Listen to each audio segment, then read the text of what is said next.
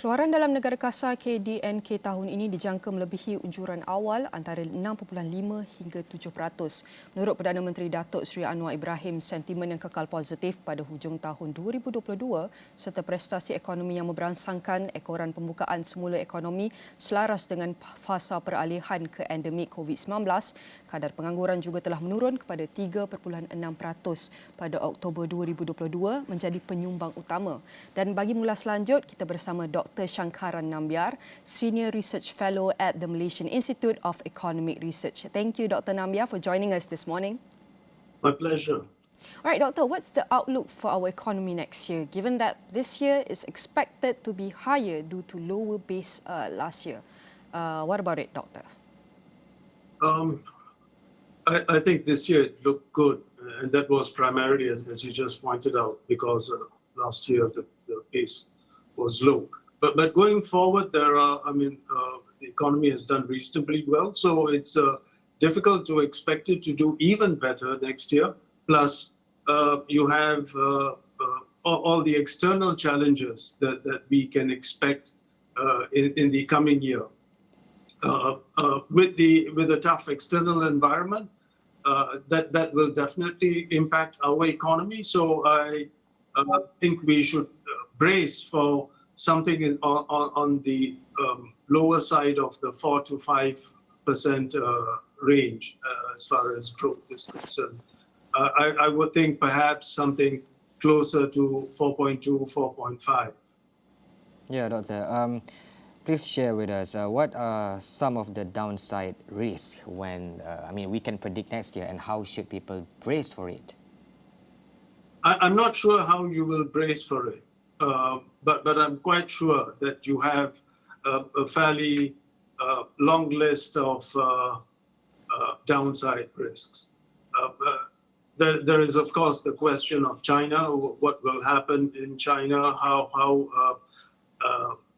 What will happen to COVID in China? They have been having rather stringent measures to contain, perhaps over stringent, and that's bound to have some impact on the Malaysian economy. We're not terribly sure how the Ukraine-Russia conflict will proceed going into next year. And of course, what is likely to happen in the US would affect us as it stands.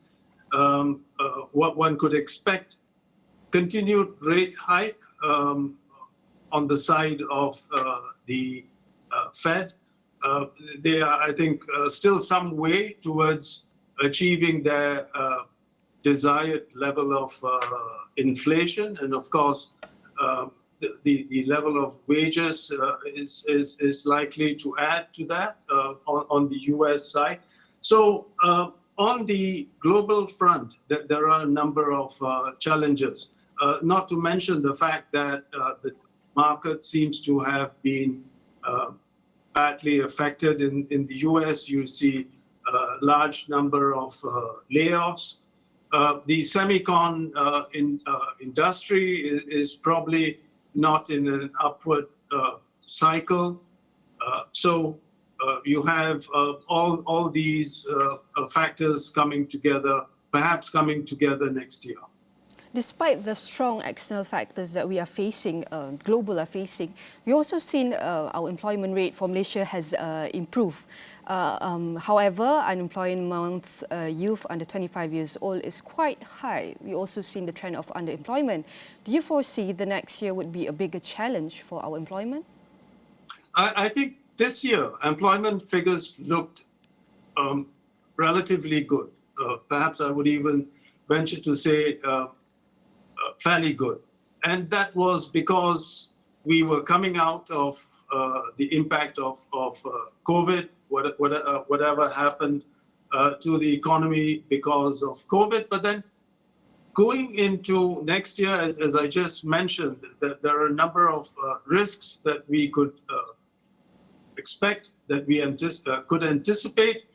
And if our growth slows down, if our exports slow down, and there are signs that it probably already is moving in that direction, then I would expect employment to be ruffled by these influences. So yes, we have had a long-standing problem with graduate unemployment. And we have youth employment. So I think there is this kind of trickle effect, but this is not a trickle effect in a very positive way. It's more negative in the sense that once factories, the manufacturing-oriented industries see cut down, that's going to result in tighter labor markets. And I think you might find youth employment perhaps going up. To some extent, it will be mitigated. For instance, assembly, packaging are less likely to have room for those under 24. Yeah, Moody's Analytics in report said economic growth in the Asia-Pacific region would likely lose steam next year amid a challenging global backdrop. Your comment on this, especially on what should government do to brace the impact? I think, yes. This part of the world, I mean, this is the most vibrant part of the world, Asia Pacific, especially. I mean, I think the stars are really in Southeast Asia, India, as we move forward. I think that there are perhaps two things that we should look at. I think we should use this opportunity to enhance domestic production. This is a time perhaps for the government to try to build up the SMEs. It is going to be a very domestic demand-driven economy going forward. So I think this is the time to build the SME sector as well as to improve infrastructure in terms of digitization, etc. Dr. Nambiar, one more. I want to ask about Malaysian resilience level.